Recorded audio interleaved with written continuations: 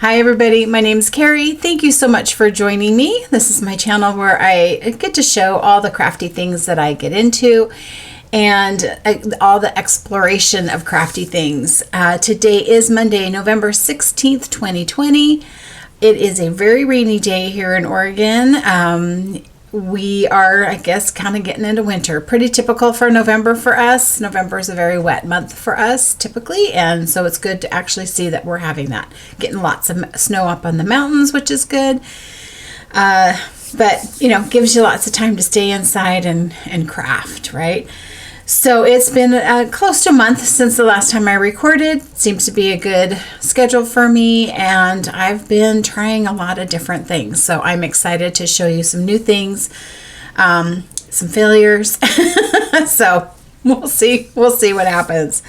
The first thing I want to mention is that I have been wanting to try ice dyeing, and so that is a method of dyeing using ice cubes or snow. So I've seen years ago, I saw people doing this with snow, and I really wanted to try it when we got snow, and we just haven't had snow in quite a while.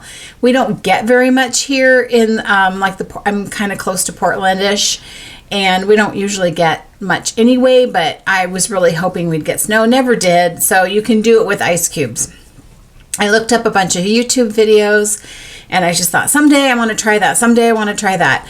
And Jim was cleaning out his shop area. He's got part of the garage that's his wood shop area, and he had gotten this bunch of fabric. Basically, it was from a woodworking shop that was near his work that was closing down. Gave him a bunch of stuff, and I think they used it as drop cloths or to cover things or something like that. And he goes, "Do you need this? Do you need anything? I'm just going to throw it away." And I said, well, if there's anything that's 100% cotton, I'll keep it, because I really want to try this ice dyeing technique, and I can just use that kind of fabric. And if it doesn't work out, I'll throw it away. So I kept the stuff that looked like it was cotton. This was actually a bed skirt, and it was 100% cotton. I cut off the part that would normally hang down. So this is what it came from, which I could still dye this fabric and use it for quilts or something. It's like, would feel like a heavy duty sheet. It's actually from Williams Sonoma. So, I dye fancy. So I cut off the ruffle part that goes down around the sides. And there's a technique that I've seen on YouTube. Thankfully, there's a lot of people that explain how to do this, of doing it to look like a geode. And so a geode, I'll just put a picture of it. It's like a rock, crystallized rock kind of a thing. So, of course, never ice dyeing before. You should try it and do the hardest thing you can try and do, right? So I did it, and my plan was to cut it up, and I was going to make Christmas gifts, use the fabric. And I just like it so much I can't cut it up. But I don't know what I'm going to do with it. So right now it's just pinned up on my design wall. It's just a piece of fabric. I could quilt it. It's big enough to be like a small lap quilt. I don't really need more quilts, but I've got it, and I could just get some fabric for the back and quilt it. That would mean I'd have to finish the quilt that's on my long arm. That's still on my long arm.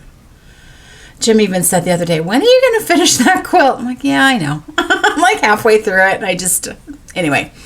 So the way you do that is, so dyeing fabric is very different than dyeing yarn, and I've done both. I had my yarn dyeing business for a little while, and I've tried just playing around with dyeing fabric. So I have a little bit of fabric dye.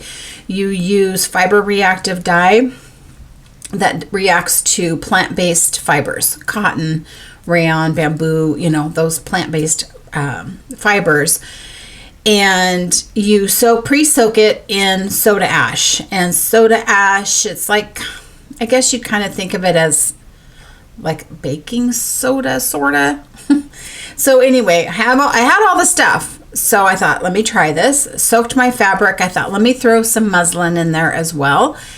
And I thought the muslin that I grabbed, I had already pre-washed, but I don't think I actually did, because when I started soaking it, fabric, commercially made fabrics have a coating, have like sizing, what they call sizing, like starch or something. There's a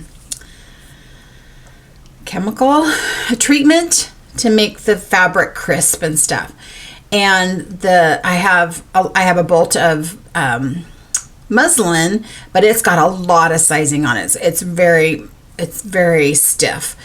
And so you should try and wash that off before you go to dye so that you don't have a barrier between the dye and the fabric. I thought this piece of fabric that I had already pre-cut was washed, but I don't think it was. I still got pretty good results with it, and I'll show you in a second. Pre-soaked it in soda ash, and I did a method on this, well, actually both of them, but this of sprinkling the powdered dye directly on the fabric, covering it with ice cubes, and then you just let it melt. And you know, it took, like, I started it kind of in the afternoon, like when I went to bed there was still ice on it, and you just let it slowly melt, and which as it's melting, it's dissolving the powdered dye. It soaks down into the fabric.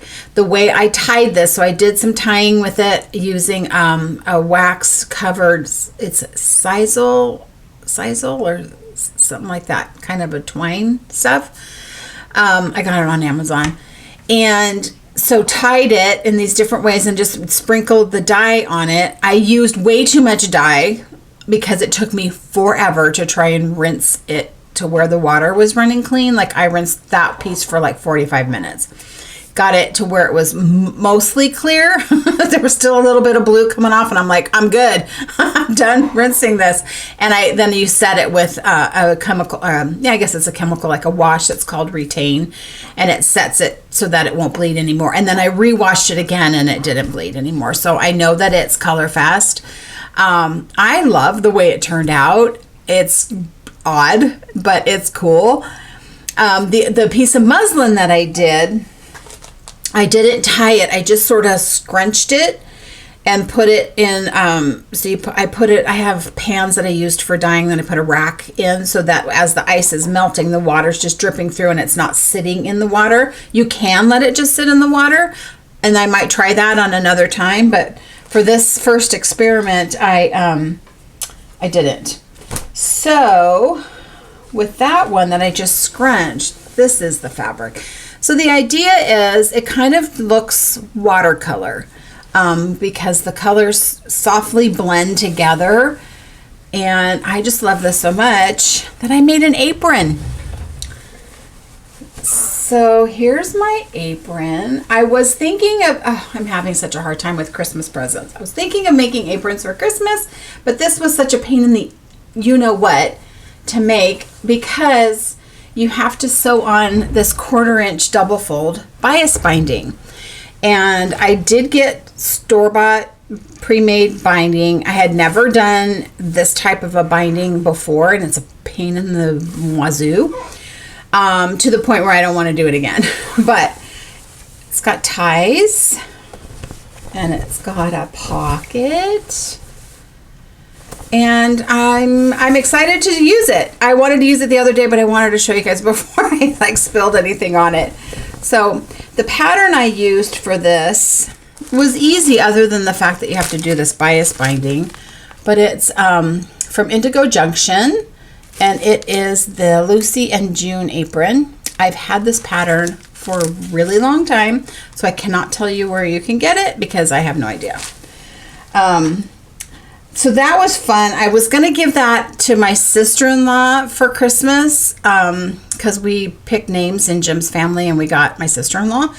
But the way I'm not happy with the quality of my work on putting that bias binding on, so I don't want to give it to her. Not that she would care or notice, but I like it so well I want to keep it. And I thought, well, I can always make her another one, but I don't know that I will.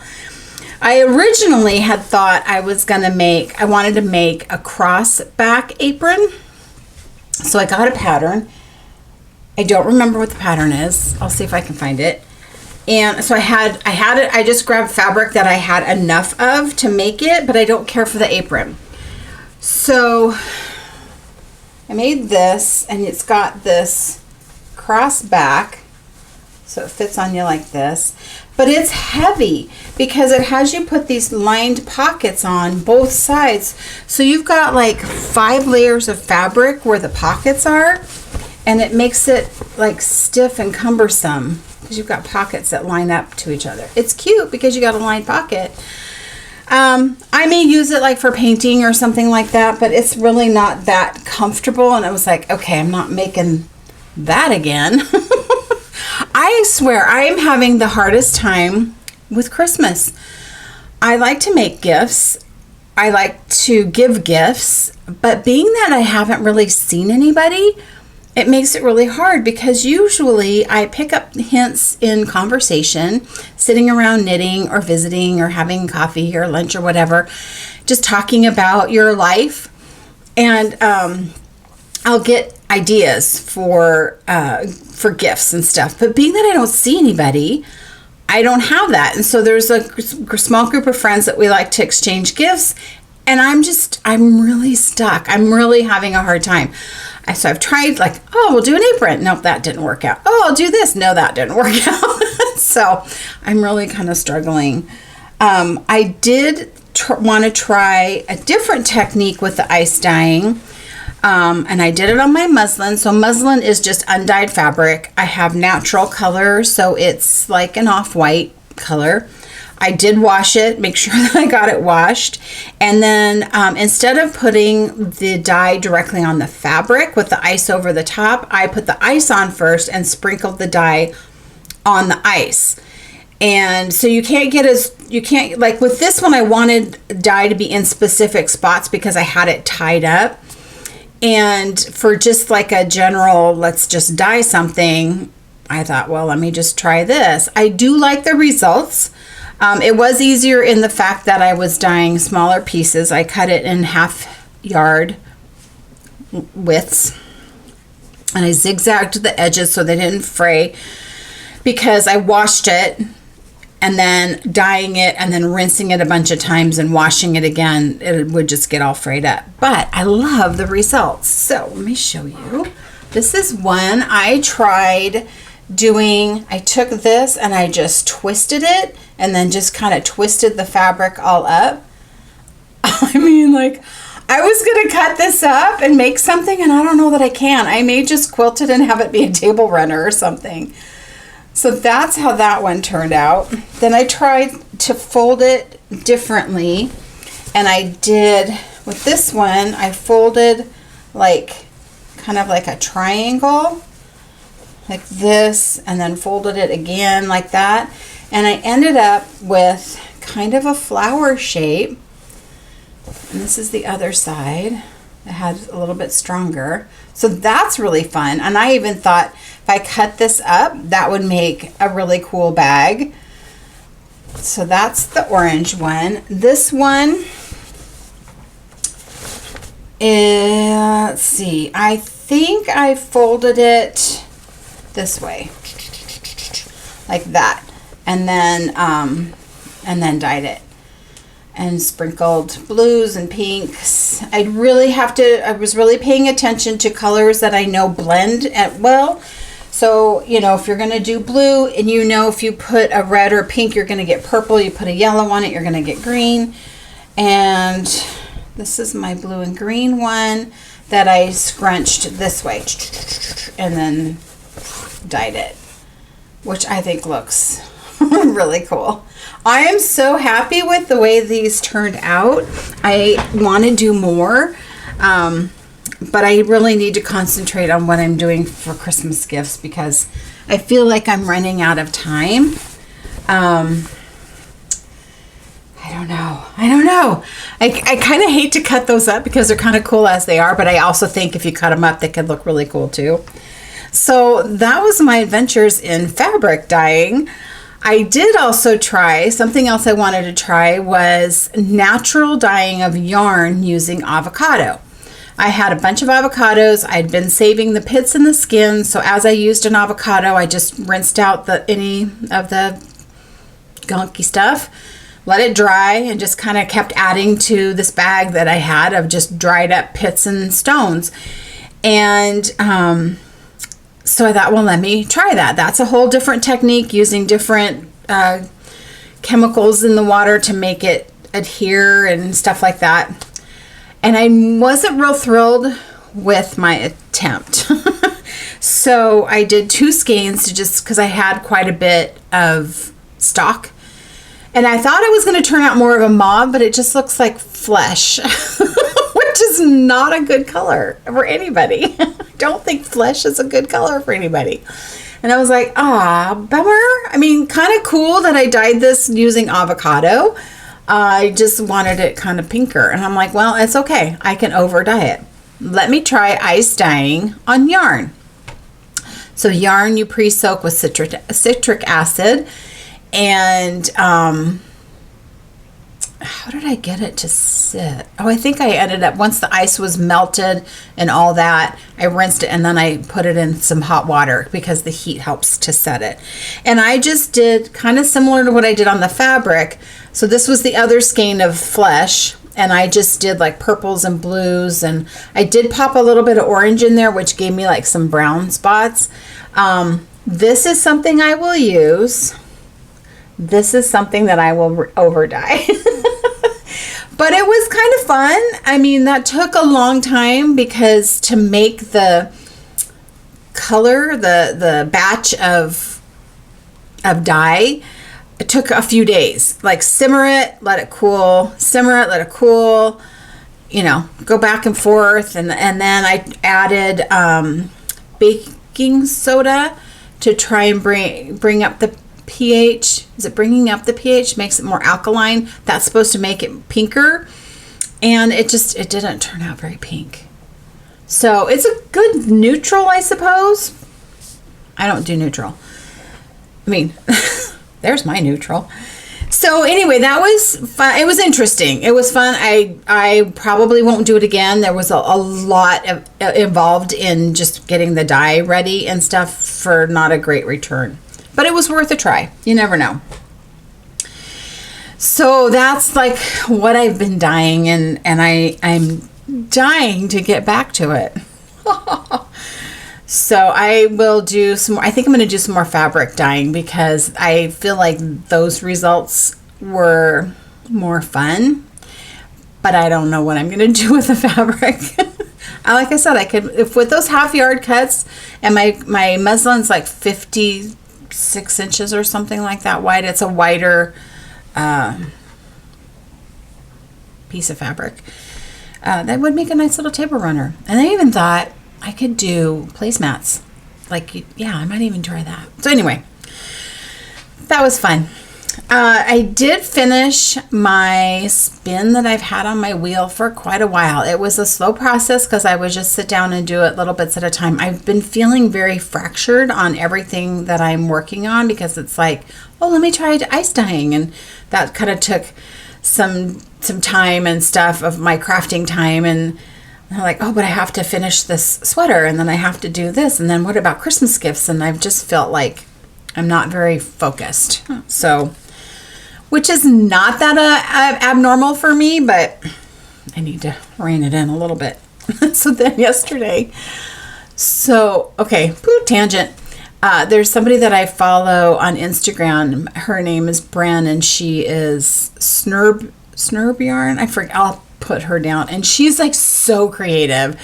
I would love to just go play at her house. But she got, about a year or so ago, got a lathe and is wood turning. She's making crochet hooks. She just recently made some wooden cookie cutters. And I'm like, I want to try that. So Jim's like, well, let's just look and see. And I thought, there's no way. I've already taken over pretty much most of this house with my crafting stuff. I can't take over his shop.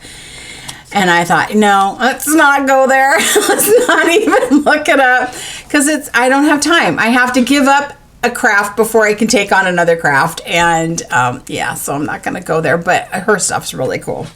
So, I don't know. I hope he doesn't. Yeah, he won't because he doesn't want me in his shop. So anyway, my spin. This is my spin. And I think this is the smallest, lightest weight yarn. What do you say? This is my finest spin. This is from Wound Up Fiber Arts. It is called Careless. I got it was 117 grams and I got 556 yards. I'm thinking, because it is definitely a fingering, it's actually kind of a light fingering. It's a little heavy for lace, but it is definitely a light fingering. I've been wanting to make Joji's storm shawl and have the pattern, and I think that would be really pretty. But aren't those colors just lovely? I think so. And it's soft. It's superwash merino nylon, a 90-10 blend. So I thought I had maybe overspun it. It's like overspun just a titch, but not bad. Not as bad as I thought, because when I put it into skein form, it was like really kind of twisting up on itself, and I thought, oh crap, I overspun it. But I really wanted to have a nice tight ply to it. And when I washed it, it straightened out some. So that turned out good. As far as, you remember my landscape quilt that I did? I was inspired to start it from the Curly Seams podcast. Tracy and Emma were doing a 1 yard challenge kind of thing. And so that's what inspired it. I talked about it, I think, in the last episode, and I am hand quilting it. And I got a little bit more done. So I got more in the sky, and I'm starting into the water. And yeah, that's like, if that just kind of sit and do it for a little bit. As with everything, I know, but it's coming along. I haven't forgotten about it. I do like it. It's a good, I've kind of been picking it up like when I talk to my mom on the phone. It's kind of like a good sit on the phone project. So I've also been knitting. What do I show first? Let me show my Zorzel shawl. So I showed you I had just started it and I finished it. I will put a picture here on the pattern, from the pattern page, but ta-da! I finished. Let me try and push my chair back. Isn't that gorgeous? Look at that color. The ends in the pattern, she shows it with a tassel, which I really wanted, but the ends really kind of like have this curl. And I don't know what a tassel would look like with that. I do have enough of this color to make tassels. So I have, actually, and this is really loose, but I have enough to make tassels. This is Savvy Skeins.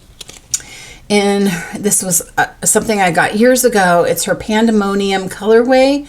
And this is on Flare Sparkle. So it's 75 superwash merino, 20% nylon, and 5% stellina.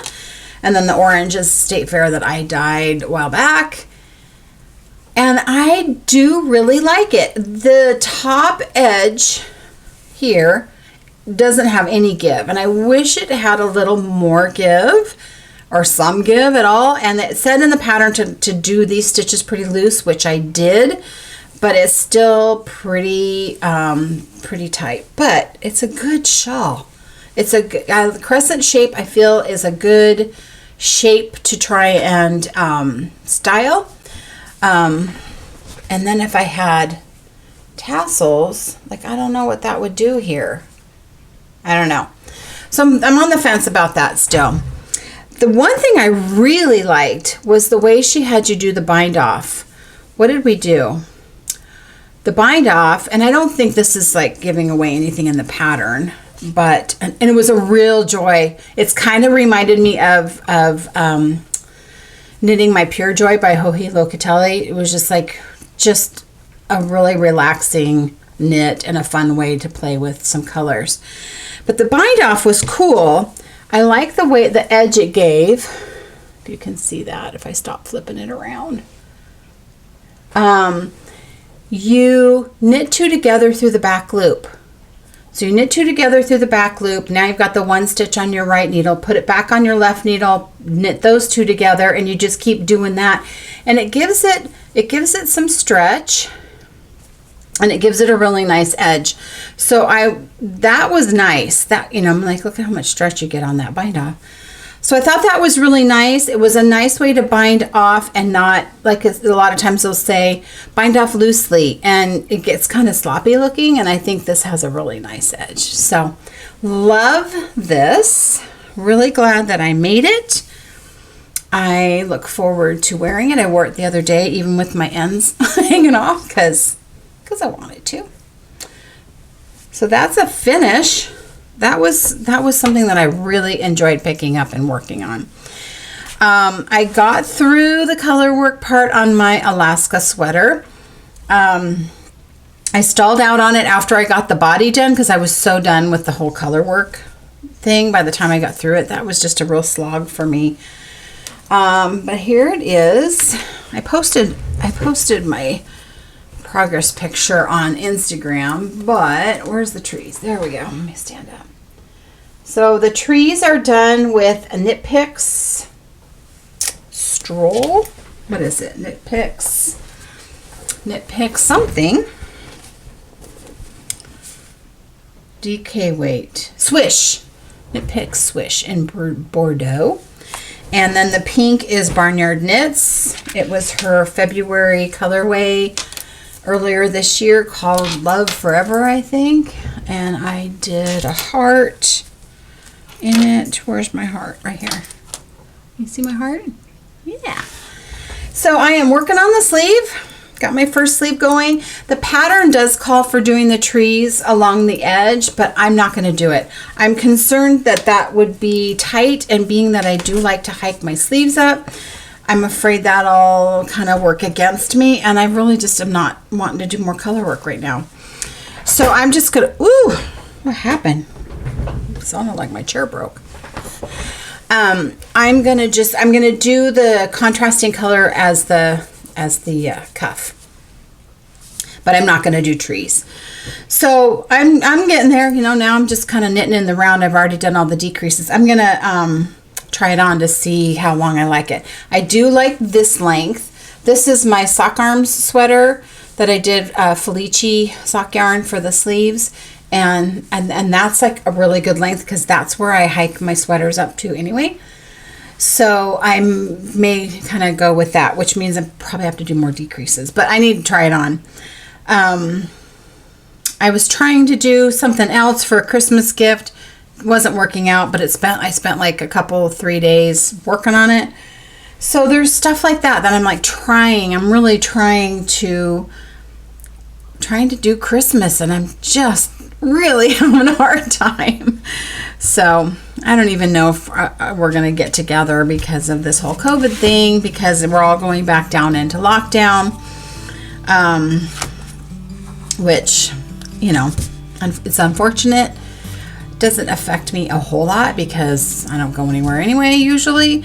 Yesterday we did go out. We went to the hardware store, or like the home improvement store, and we thought, let's just swing by Costco and while we're out here, because it's like, 45 minutes away. While we're here, let's go to Costco and pick up a few things. Well, it was like crazy pants there, and it was pretty early in the day. I think they'd only been open a half an hour. I'm like, well, what are all these people doing here? I thought there was like a limit on how many people could go in, and we thought, we'll just run in really quick. I swear, when we got out of there, we weren't in there very long because we just needed to pick up a few things. We don't usually do a lot of Costco shopping. It was like, I felt like I needed to take a shower. There's just too many people, and I haven't been around a lot of people. Everybody's wearing masks, but still, with everything blowing up, we probably should have just not gone in when we saw all the cars in the parking lot, but we did, and now let's see what happens in the next couple weeks. Fingers crossed. I hope that you guys find a way to, make it somewhat pleasant for yourselves. The holidays are going to be different. We're not going to get together with Jim's family. My parents, I'll see them hopefully Thanksgiving and then maybe before Christmas, but I don't see them very often, and it's just weird. But I'm doing what I can. I made a bunch of masks the other day. I'm like, we need to refresh our masks. I want to just have like a bunch available so that we can just keep them fresh. So I had pulled out a bunch of fabric and pre-washed it, and then the other day I just sat down and just cut them all out. And I didn't make all of them, I did make a few, but I will, at least getting them cut out and ready to sew, I can sew them up pretty quickly. And so gonna do that, and I've got one in like every coat pocket and like 3 or 4 in my car, and Jim's got a bunch in his car. We just got masks all over the place. So just trying to, keep that kind of fresh and new fabrics and stuff like that. So yeah, that's it. That's all I got. So I hope you all are good. Please be healthy and safe and practice the social distancing so that we can get through this. And if people just did that, this would have been over by now. I don't know when I'll be going back to work. Probably not for a while. So, love you guys. I'll talk to you later. Bye.